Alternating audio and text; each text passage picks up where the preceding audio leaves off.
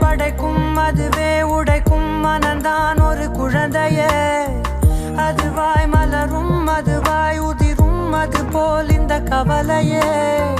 நாள்தோறும் ஏதோ மாறுதல் வானும் மண்ணும் வாழும் மாறுதல் பேசாமல் வாழ்வை வாழ்ந்திருப்போம். மழை காற்றோடு போகும் வரை போனால் என்ன, அது ஏதோ ஓர் பூவின் துணையானால் என்ன. சுடரி சுடரி உடைந்து போகாதே, உடனே வலிகள் மறைந்து போகாதே. சில நாள் வரைக்கும் அதிசயம்